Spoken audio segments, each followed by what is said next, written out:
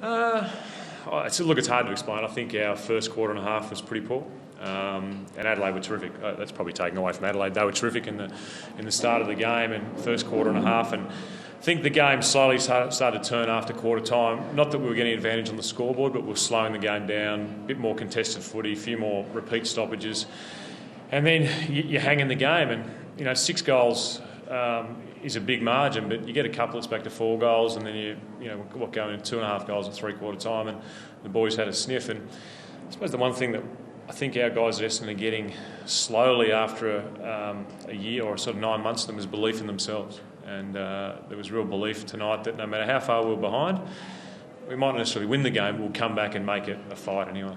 Is there a comparison with last week? Having coming back, or is it two totally different games? I think we're more out of the game this week than last week. I think last week we were just a bit... Richmond got us for 10, 15 minutes, whereas Adelaide had us for probably 40 minutes of the game. And Adelaide's ball movement was really good off the half-back line. We couldn't stop their ball movement.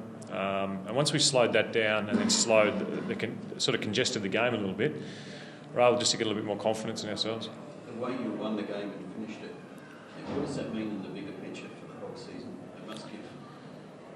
You must have learned a lot about the character of the players. Yeah, and the character of our players has probably been harshly judged over the last year or so, and particularly when we lost 5 in a row, the character of our leaders has been harshly judged. And so I think people just get sick of losing after a while and sick of being judged harshly when they know they're good people. And tonight, last night, even the Geelong game, is good reward for them and should give them terrific confidence, whether it's this year or next year, but how we play our football.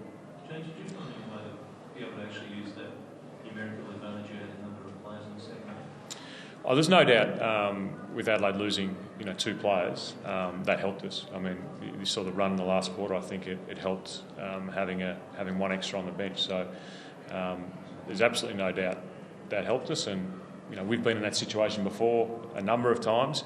You feel for Neil Craig right now because he just couldn't coach his team exactly the way he would have liked to. Was there a way you could use it? I suppose you just try and rotate through your midfield more. You try and get more, not even more, just make sure you keep your rotations up in your midfield, keep a fresh midfield, keep running. I thought that David Zaharakis' second half probably was a testament to the fact we had another fresh player coming through, Heppel for a while there, and Angus Monfries for the whole game. Showed just the ability to rotate more readily because you had more on the bench helped. James, do you know what this group can achieve yet, or are you still learning about this as it goes on? This year's about improvement for us, and every step we take, I think we improve, and tonight was another example of improvement. We've had some pretty heavy losses here, as we've spoken about over time, but this group wants to make their own sort of mark and keep improving. So tonight, to win in Adelaide, 6 goals down at half-time, I think that's a pretty good sign that we've improved to a certain extent. Don't remind me. Yeah.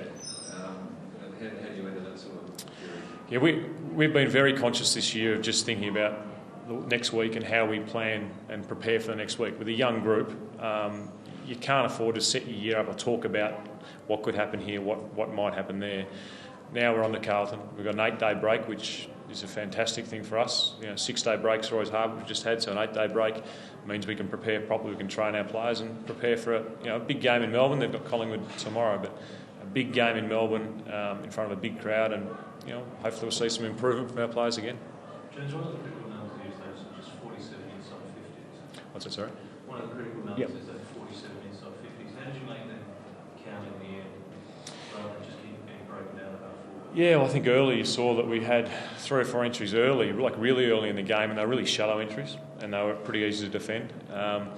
But the fact that we're able to get deeper entries, the ball moved a bit quicker. As players tire, you can move the ball a little bit more easily through the second half of the ground, and that probably helped us. Adelaide's run just dropped off a little bit with those two injuries, so that maybe allowed us to get deeper entries. And I think Michael Hurley playing up forward for us. It took a while for the move to work because we moved it sort of late in that first quarter. It probably took to the second half to work, but what that move gave us a bit of extra structure and someone to kick to our forward line to help Stu Crameri and Paddy Ryder and David Hill when they're up there. Hardingham was a good player for him in the second half. He really seemed to body well and then rebound off 50, didn't he? Yeah, Hardy's the sort of player that in the coach's box sometimes you go, oh, gee, don't go for that mark. He just goes at everything, and he's an exciting player, backs himself, and tonight played a terrific game. You know, he's had a really good year for us, and tonight was played against a really good player in Dangerfield, and I thought did very well on him, and he, it's all credit to him. He's a second-year player in AFL, and he's playing on some really dangerous players. Any harsh words at the ruckman at half time? Pretty soundly beaten in the first half, but get up in the second half. Yeah, look, David and Paddy, I think are still coming to terms with the way we coach and we're trying to manipulate them. I think the interchange rule has been the biggest change for ruckman, because in the past you've been able to a ruckman off the bench last year. So the hard part for ruckmen who are playing forward is they're spending a lot of time on the ground. And if you don't get that rotation exactly right, they're either rucking tired or playing forward tired. And we might not have got it exactly right before half time, but yeah, I think David got some honest feedback and went out and had a really good second half, and I believe Paddy's ruck work in last half against Richmond last half this week has just been exceptional and almost changed the game for us. James, can you measure Simon Goodwin's influence, or do we overplay that? No, you don't overplay Simon's good. Not on the Adelaide game. I think that I agree with Neil Craig that it's a subtle difference maybe from other clubs, but you'll never ever overestimate Simon's influence with this group. He's a terrific coach. I think he's obviously, like myself, still got plenty to learn, but the players play for him, and he's got his midfield playing for him, and yeah, we're very lucky to have Simon, such a great character in Simon, and hopefully he feels the same. Lost Howlett tonight. Howlett, he's got some strained sort of muscles down his side, so it's not terrible. With 8 days, he might come up. We'll just wait and see how it goes. It's sort of one of those injuries that different people react to differently and can carry differently. Do you get anyone back? We do. We get Joe Watson back, which is really exciting for us. And we're on the verge of playing him this week. And it was a big debate in selection, big debate with Joe on Wednesday when we told him he wasn't playing.